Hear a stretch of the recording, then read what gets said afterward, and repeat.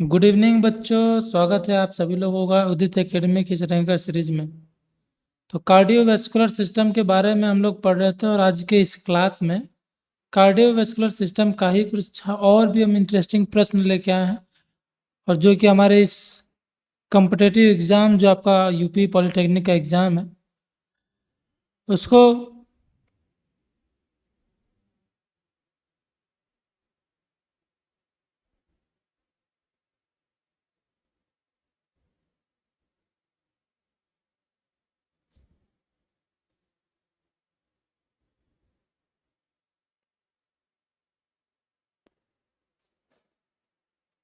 हम्म, तो ये जो क्लास है आज की, ये आपके एग्ज़ाम को क्रैक करने के लिए बहुत ही यूज़फुल होने वाली है। तो ज़्यादा से ज़्यादा नंबर में बच्चे जुड़ें और कंसंट्रेट होकर पूरे क्लास को अटेम्प्ट करें, सारे क्वेश्चंस को अटेम्प्ट करें, आंसर दें। जो भी आपको समझ में आ रहा है आप उसका आंसर दें, सही हो गलत हो, बाकी हम तो क्लैरिफिकेशन के लिए हैं ही। ठीक है, तो जितना जल्दी हो सके आप सभी लोग जुड़ जाइए।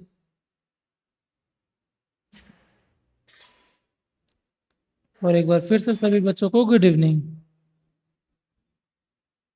चलिए बिना समय गवाए हम शुरू करते हैं आज का हमारा पहला प्रश्न।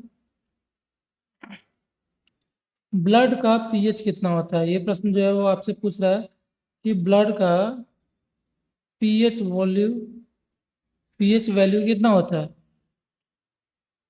चलिए हम आपको हिंट भी दे दे रहे हैं कि जो हमारा ब्लड होता है वो एल्केलाइन होता है।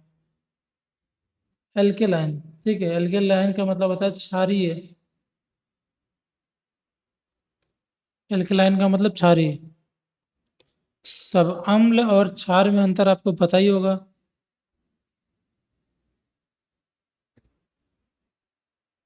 किसी भी लिक्विड की अगर हम बात करें तो वो या तो एल्केलाइन होगा, या तो एसिडिक होगा, या तो न्यूट्रल होगा। ठीक है, तो पीएच का एक वैल्यू होता है जो न्यूट्रल होता है, बाकी उससे कम होगा तो एसिडिक और उससे ज़्यादा होगा तो एल्केलाइन। चलिए, वो जो पीएच का वैल्यू होता है जो न्यूट्रल होता है वो होता है 7। ठीक है, और कोई भी लिक्विड कोई भी कंपोनेंट का पीएच 7 है तो ये न्यूट्रल होता है। ये क्या होता है? न्यूट्रल। न्यूट्रल का मतलब है कि ये क्या है? ये सॉल्टी है। ठीक है, सॉल्टी। ये ना तो अम्ल है ना तो क्षार है।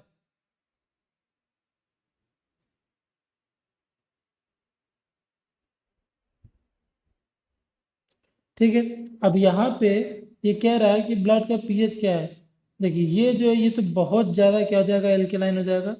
ये बहुत ज़्यादा क्या है? एल्केलाइन। ये एल्केलाइन है, ये भी एल्केलाइन है। ये क्या है? एसिडिक है। और ये क्या है? एल्केलाइन है। तो जो ब्लड का पीएच होता है वो स्लाइटली एल्केलाइन होता है। स्लाइट का मतलब कि थोड़ा सा एल्केलाइन होता है। तो राइट आंसर जो आपका वो ऑप्शन बी होगा कि 7.4 जो है वो ब्लड का पीएच होता है। ये कॉमन क्वेश्चन है, वो ज़्यादातर पूछा जाने वाला क्वेश्चन है, तो आपको ये तो पता होना ही चाहिए। ठीक है, ये सभी को पता होना चाहिए।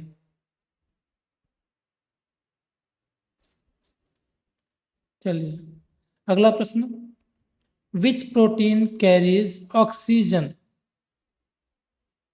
ब्लड में हमने आपको बताया था कि ब्लड सेल्स की बात करें तो आरबीसी होता है जो प्रोटीन को कैरी करता है। लेकिन यहाँ पे पूछा, सॉरी, जो ऑक्सीजन को कैरी करता है, O2 को कैरी करता है। लेकिन अगर पूछे कि कौन सा प्रोटीन होता है जो ऑक्सीजन को कैरी करता है, तो हमारा जवाब क्या होगा?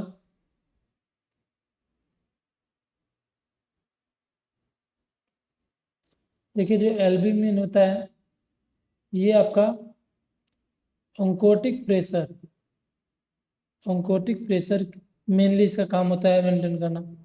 फाइब्रिन जो है इसका काम होता है कोगुलेशन। अब कोगुलेशन का मतलब क्या होता है? क्लॉटिंग। ग्लोबुलिन का काम होता है इम्यूनिटी। ठीक है, अब बचा हीमोग्लोबिन।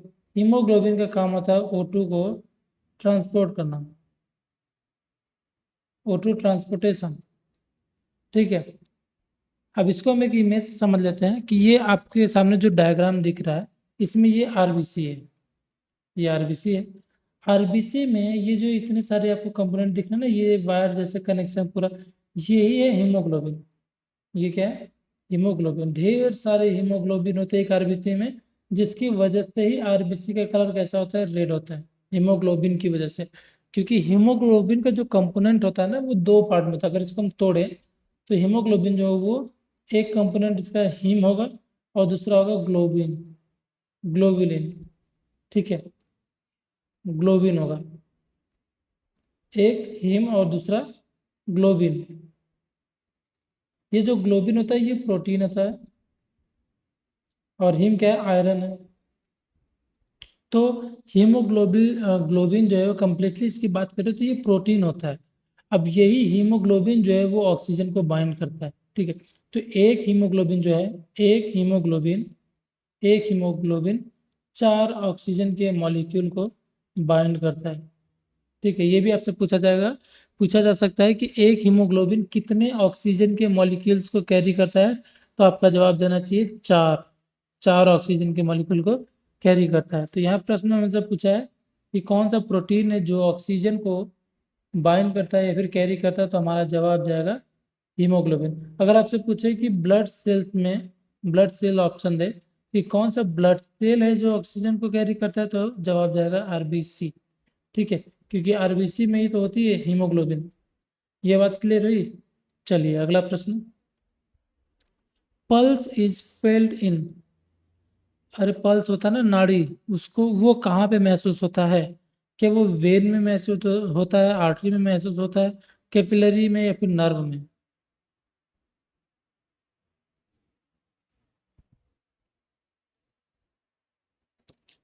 वेन में, आर्टरी में, कैपिलरी में, या फिर नर्व में?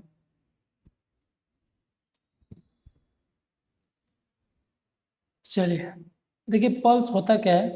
पल्स जब हार्ट हमारा पंप करता है ना, तो पंप करने के बाद जो ब्लड हार्ट से निकल के बॉडी में सर्कुलेट होता है, यानी कि हर जगह टिश्यू वगैरह के पास जाता है, और वो कहीं जंक्शन पे होता है ना। जंक्शन पे मतलब क्या है कि जहाँ से एक आर्टरी दो तीन आर्टरी में से कन्वर्ट होती है, तो वहाँ पे जब हम टच करते हैं और वहाँ पे आर्टरी जो हो थोड़ी सुपरफिशियली हो, थोड़ी ऊपर हो, वहाँ पे जब हम टच करते हैं तो जितनी बार हार्ट पंप करता है यहाँ पे, उतनी बार जब ब्लड तेजी से जाके उस वेसल्स में टकराता है, तो हमें वो पल्स फील होता है।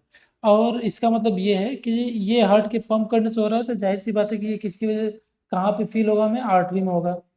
कहाँ पे फील होगा? आर्टरी में होगा। ठीक है, तो यहाँ पे जो जवाब जाएगा वो होगा आर्टरी, ना कि वेन्स, कैपिलरी और नर्व। लेकिन एक सवाल आपसे ये भी पूछ सकता है कि साइट बताइए पल्स के, कौन कौन से साइट होते हैं पल्स के, हम बॉडी में कहाँ कहाँ पे टच करके पल्स को फील कर सकते हैं। ये कुछ कॉमन साइट हैं जो आपको बिल्कुल जुबान पर रटा होना चाहिए कि यही कुछ साइट हैं जहाँ से हम पल्स को फील कर सकते हैं। तो सबसे पहले हम सर से शुरू करेंगे और पैर तक जाएंगे। तो सर में टेम्पोरल आर्टरी, टेम्पोरल आर्टरी कहाँ होती है? जहाँ पे आपकी टेम्पोरल बोन होती है। कान में जो पिन्ना होता है, पिन्ना के ऊपर वाले सरफेस को देखिए, जहाँ पे पिन्ना ऊपर की तरफ खत्म होता है, वहीं पे ठीक उसी के सामने आइए आगे की तरफ, तो आपको वहाँ पे टेम्पोरल आर्टरी मिलेगी, जहाँ पे आप टच करके पल्स रेट चेक कर सकते हैं। नीचे आएंगे तो कैरोटिड आर्टरी मिलेगी। कैरोटिड आर्टरी में सबसे ज़्यादा पल्स मिलता है, और ऐसा इसलिए क्योंकि डायरेक्टली हार्ट से ओरिजिन होता है और सीधा यहाँ पे ब्लड जो है वो पंप होता है। कैरोटिड आर्टरी, जो कि किसी सीरियस पेशेंट में, और ऐसा हम बोल सकते हैं कि जब पेशेंट एकदम मरने की कंडीशन में होता है, हमें लगता है कि हो सकता है पेशेंट मर गया हो, तो इस टाइम भी हम लास्टली क्या करते हैं? कैरोटिड आर्टरी से ही पल्स चेक करते हैं। क्योंकि अगर हार्ट से थोड़ा बहुत भी पंप हो रहा है तो कैरोटिड आर्टरी में पल्स हमें मिल जाता है। तीसरा क्या है? Apical pulse. एपिकल क्या होता है कि सीधे हार्ट के ऊपर हाथ रख के हम हार्ट का बीट जो है उसको पल्स की तरह काउंट करना। ठीक है, नेक्स्ट है ब्रेकियल। अब ब्रेकियल क्या होता है? एल्बो है ना, एल्बो, कोहनी जहाँ से मुड़ती है अंदर की तरफ से, वहां पे हम लेटरल साइड में रख के हाथ को, ठीक है, सॉरी मीडियल साइड में अंदर की तरफ अगर हम हाथ को रख के फील करते हैं अपने फिंगर से, तो हमें पल्स फील होगा। ठीक है, उसके बाद क्या है? रेडियल। रेडियल जो है हमारे रिस्ट यानी कलाई के पास होती है, और ये सबसे कॉमन होती है, सबसे कॉमन, जहाँ लोग क्या होते हैं कॉमनली पल्स को चेक किया जाता है वो रेडियल आर्टरी ही होती है। उसके बाद हम नीचे आएंगे तो यहाँ पे जंघे के पास हमें फीमोरल आर्टरी मिलती है, वहां से हम पल्स चेक कर सकते हैं। नेक्स्ट नीचे हम आएंगे तो हमें पॉपुलेटरी आर्टरी मिलती है। पॉपुलेटरी आर्टरी कहाँ है? आपका जो घुटना है, घुटना के पीछे वाले हिस्से में, जैसे हम पैर को मोड़ते हैं अंदर की तरफ ना, तो जहां से ये अंदर की तरफ मुड़ रहा है वहां पे हम टच करेंगे तो हमें पॉपुलेटरी आर्टरी से पल्स फील होगा। नेक्स्ट हम जब नीचे आते हैं और नीचे, तो जो हमारे पैर की गुट्ठी है, और गुट्ठी कौन सी है, एक अंदर होती है एक बाहर की तरफ होती है, तो जो अंदर वाली गुट्ठी है जस्ट उसी के नीचे और एड़ी की तरफ अगर आप टच करेंगे तो आपको पोस्टीरियर टिबियल आर्टरी जो है वो वहां से पल्स फील होगा। और लास्ट में आता है हमारा पेडल पल्स, जो कि कहाँ पे होता है, हमारा जो पैर है, पैर के ऊपर जो फिंगर्स होती हैं, ये जो टोज हैं, आपकी टोज हैं, इन टोज के पीछे और किसमें, जो सबसे छोटी वाली टोज है और सेकेंड वाली टोज के जस्ट ऊपर आप टच करेंगे तो आपको पेडल पल्स फील होगा। तो ये कुछ कॉमन साइट है पल्स फील करने के लिए, ये आपकी जुबान पे बिल्कुल रटे होना चाहिए। चलिए अगला प्रश्न हमारा, AV node is located in, AV node कहाँ पे होता है? SA node, AV node, bundle of His, Purkinje fibre, internodal fibre, ये सारी चीजें हम आपको बता चुके हैं कि ये सब होता क्या है, कंडक्टिंग सिस्टम है। ये क्या है?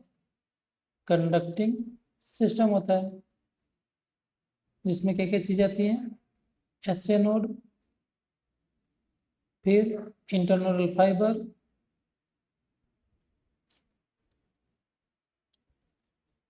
Then AV node, bundle of his,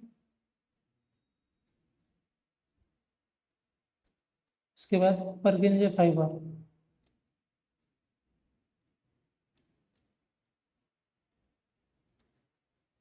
ये होता है आपका कंडक्टिंग सिस्टम के पार्ट। उसमें पूछा है कि ये जो एवी नोड है ये कहाँ पे पाया जाता है? क्या ये राइट एट्रियम में होता है, लेफ्ट एट्रियम में होता है, राइट वेंट्रिकल या फिर लेफ्ट वेंट्रिकल में होता है, बताइए। चलिए अब इसको भी हम एक इमेज से समझते हैं। सबसे पहले आप देख रहे होंगे ये है एस ए नोड, ये है ए वी नोड, ठीक है, और इनके बीच में जो फाइबर दिख रहा है इसको हम बोलते हैं इंटरनोडल फाइबर, इंटरनोडल फाइबर, ठीक है। अब एवी नोड से निकला हुआ जो नीचे की तरफ बंडल है इसको हम बोलते हैं बंडल ऑफ हिज, क्या बोलते हैं इसको हम, बंडल ऑफ हिज। और बंडल ऑफ हिज जब लेफ्ट और राइट सेप्टम में चली जाती है तो इसको हम बोलते हैं, इसको हम क्या बोलते हैं, परकिंजे फाइबर, परकिंजे फाइबर, ठीक है। तो हमें पूछा क्या प्रश्न में कि ये जो एवी नोड है ये हार्ट में कहाँ पे पाया जाता है? तो हमें ये दिख रहा है कि ये जो चेम्बर है, ये वाला जो चेम्बर है, ये कौन सा चेम्बर है, ये है राइट एट्रियम, ये क्या है, राइट एट्रियम है। ये वाला क्या है, लेफ्ट एट्रियम है। तो एस एवी नोड के बारे में पूछे तो एवी नोड और एस ए नोड दोनों ही कहाँ पे पाए जाते हैं, तो राइट एट्रियम जवाब हमारा हमेशा जाएगा, ठीक है। तो हमारे ऑप्शन में कहीं राइट एट्रियम दिया है क्या? चलिए left ventricle, right ventricle, left atrium तो गलत हो जाएगा। जो ऑप्शन ए है हमारा राइट एट्रियम, ये हो जाएगा सही जवाब, ठीक है। अब अगले प्रश्न की तरफ बढ़ें। विच कंपोनेंट फाइट्स इन्फेक्शन, इन्फेक्शन से लड़ने वाला कौन सा कंपोनेंट है? आरबीसी, प्लेटलेट्स, डब्ल्यूबीसी या प्लाज्मा?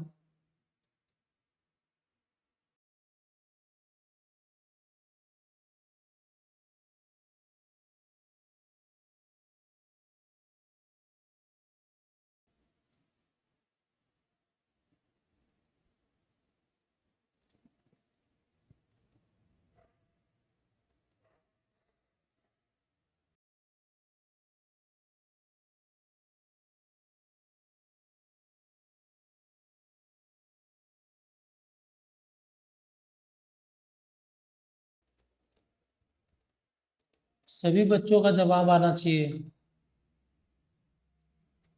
चलिए, इन किसी भी इन्फेक्शियस सेल जैसे कि बैक्टीरिया, वायरस या फिर कोई फॉरेन पार्टिकल्स अगर हमारी बॉडी में इंटर करता है तो इसको मारने के लिए हमारे शरीर में एक सेल होती है जो उसको दौड़ा दौड़ा के मारती है, दौड़ा दौड़ा के खा जाती है उसको, ठीक है। और वो सेल कौन सी है? वो सेल है डब्ल्यूबीसी। ठीक है। होता क्या है, देखिए मान लीजिए कि ये हमारी बॉडी है, बॉडी में ये हमारी सेल है, ठीक है, ये सेल है, ये स्किन है, और ये ब्लड वेसल्स है। इसमें क्या है, ये ब्लड है, ये आरबीसी है, और ये क्या है, डब्ल्यूबीसी है।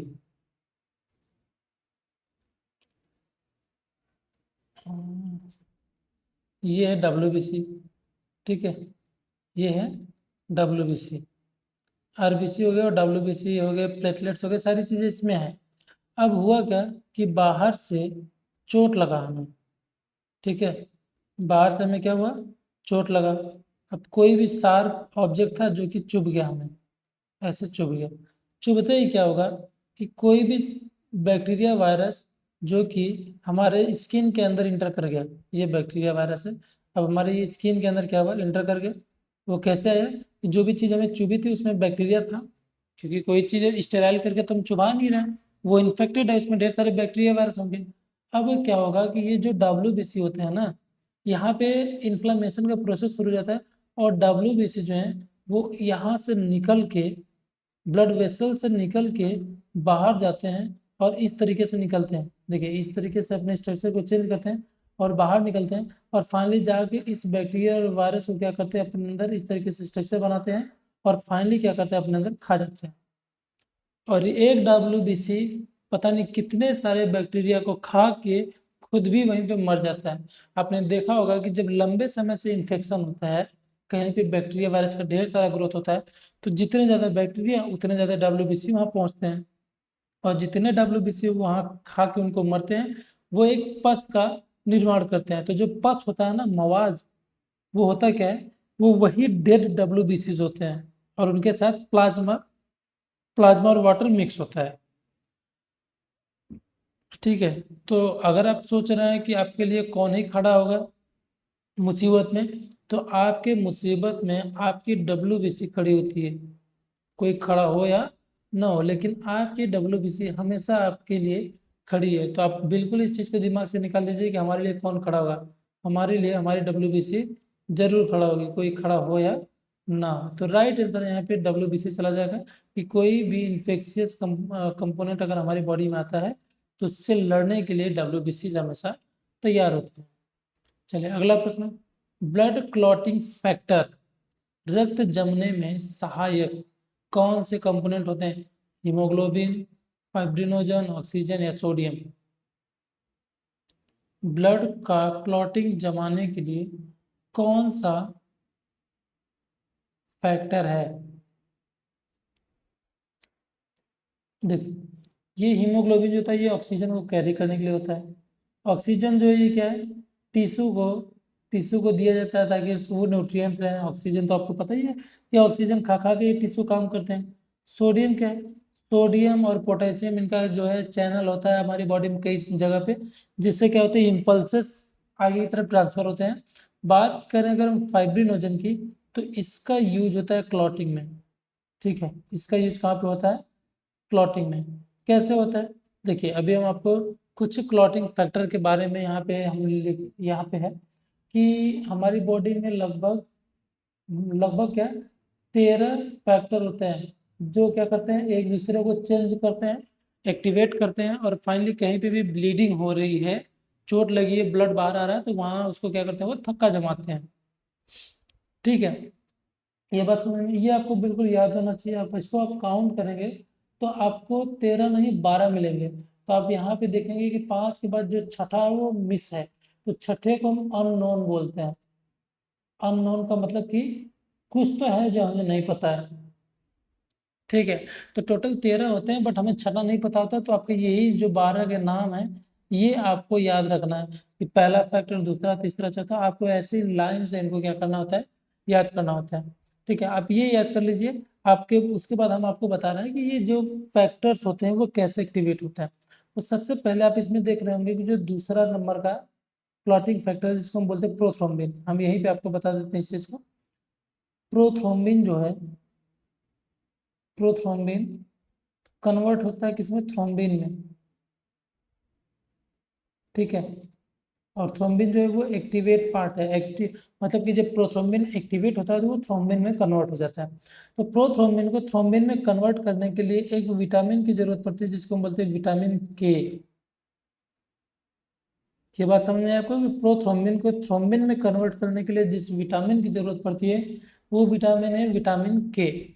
अब उसके बाद क्या होगा कि ये जो थ्रोम्बिन है, थ्रोम्बिन जो बना है, ये फाइब्रिनोजन जो कि पहले नंबर पे आता है, फाइब्रिनोजन को किस में कन्वर्ट कर देता है? फाइब्रिन में। किसमें? फाइब्रिन में। और इसमें जरूरत पड़ती है किसकी? थ्रोम्बिन की। फाइब्रिनोजन को फाइब्रिन में कन्वर्ट करने के लिए थ्रोम्बिन की जरूरत पड़ती है। अब ये जो फाइब्रिन जो बना है, ये क्या करेगा कि जहाँ से ब्लीडिंग हो रही है, यहाँ से ब्लीडिंग हो रही, और इसी के ऊपर एक फाइब्रिन का मेश बनता है, एक जाल बन जाता है, जिसकी वजह से जो ब्लड बाहर जा रहा था वो यहीं पे क्या हो जाएगा? रुक जाएगा। तो ये जो ऐसे जाल बनते हैं वो यही फाइब्रिन के जाल होते हैं। तो ये जो है एक के बाद एक चेंज होके हमारे क्लॉटिंग फैक्टर जो मैकेनिज्म दिखाते हैं इसको हम बोलते हैं क्लॉटिंग मैकेनिज्म। और यहाँ पे जो पूछा है कि कौन से इसमें पूछा है कि कौन से ऐसे फैक्टर हैं जो क्लॉटिंग में हेल्प करते हैं, तो वहाँ पे हमारा जवाब जाएगा फाइब्रिनोजन। क्योंकि जो हमने आपको भी 13 फैक्टर के बारे में बताया, उसमें आप देखिए ना तो कहीं आपको हीमोग्लोबिन मिलेगा, ना ऑक्सीजन मिलेगा, ना सोडियम मिलेगा। कैल्शियम जरूर मिलेगा, तो कैल्शियम ऑप्शन में दिया नहीं है, तो फाइब्रिनोजन आपका राइट आंसर हो जाएगा। चलिए अगला प्रश्न। आपको ये फैक्टर्स याद रखनी है, आप इस चीज को दिमाग में रखिए। Which circulation is between heart and lungs? अरे हार्ट और लंग्स के बीच में कौन सा सर्कुलेशन होता है? ये हम आपको बहुत बार बता चुके हैं। देखिए याद रखने का तरीका ये होता है कि लंग्स को हम बोलते हैं पल्मोन। क्या बोलते हैं? पल्मोनरी बोलते हैं। और कोई भी सर्कुलेशन अगर हार्ट से कहाँ पे? लंग्स के बीच में, तो ये होता है पल्मोनरी सर्कुलेशन। ठीक है। अगर हार्ट से बॉडी टिश्यू के पास है, बॉडी पार्ट के पास, तो इसको बॉडी जो पार्ट होते हैं वो एक सिस्टम से बने होते हैं, इसलिए इसको हम बोलते हैं सिस्टेमिक सर्कुलेशन। सिंपल सी बात है। तो ये पूछा क्या है कि जो सर्कुलेशन कहाँ से होता है? Between heart and lungs. Heart और लंग्स के बीच में होता है। तो लंग्स का कोई भी सर्कुलेशन होता है तो उसको हम क्या बोलते हैं? Pulmonary circulation. देखिए यहाँ पे हार्ट है, ये हार्ट है, हार्ट से ब्लड निकला लंग्स के पास गए, और लंग्स से वापस हार्ट के पास आया, तो ये जो सर्कुलेशन हो रहा है लंग्स और हार्ट के बीच में, इसको हम बोलते हैं पल्मोनरी सर्कुलेशन। और वही सर्कुलेशन अगर हार्ट और बॉडी टिश्यू के पास, फिर बॉडी टिश्यू से वापस हार्ट के पास आता है, तो ये जो सर्कुलेशन है इसको हम बोलते हैं सिस्टेमिक सर्कुलेशन। तो हमारे प्रश्न में पूछा क्या है कि हार्ट और लंग्स के बीच में जो सर्कुलेशन होता है उसको हम पल्मोनरी सर्कुलेशन बोलते हैं, ना कि सिस्टेमिक पोर्टल और कोरोनरी। बात समझ में आई सबको? चलिए अब अगले प्रश्न की तरफ बढ़ते हैं। Which is longest when? हमारे बॉडी की सबसे लंबी वेन कौन सी है? हमारे बॉडी की सबसे लंबी वेन कौन सी है?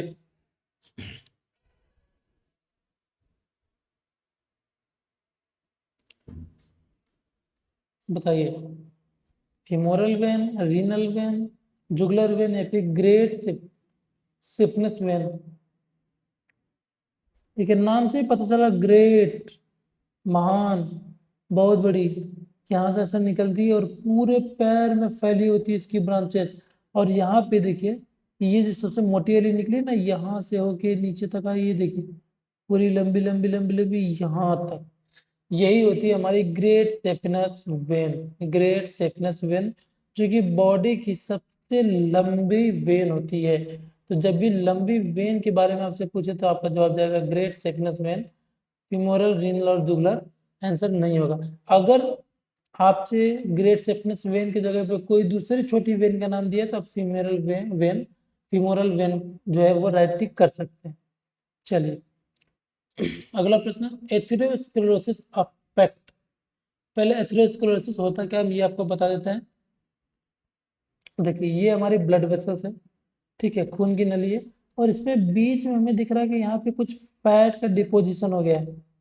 ये क्या है? फैट है। फैट यानी वसा। अब बहुत ज़्यादा जो लोग फैट लेते हैं, देखिए फैट तो सबके ब्लड वेसल्स में होती ही है, लेकिन पतली सी होती है। अगर कोई बहुत ज़्यादा ले रहा है तो जगह जगह पे फैट जो है वो इतने ज़्यादा इकट्ठा हो जाते हैं कि जिस ब्लड को बहने के लिए रास्ता चाहिए था वो रास्ता बंद हो जाता है। अब देख रहे हैं ना, ये ब्लड सेल्स हैं, ये आरबीसी है। अब आरबीसी आगे बढ़ ही नहीं पा रही है क्योंकि बीच में क्या जमा हो गया, फैट जमा हो गया। तो फैट अगर ब्लड सेल्स में, ब्लड वेसल्स में जम जाता है तो इसको हम बोलते हैं एथेरोस्क्लेरोसिस।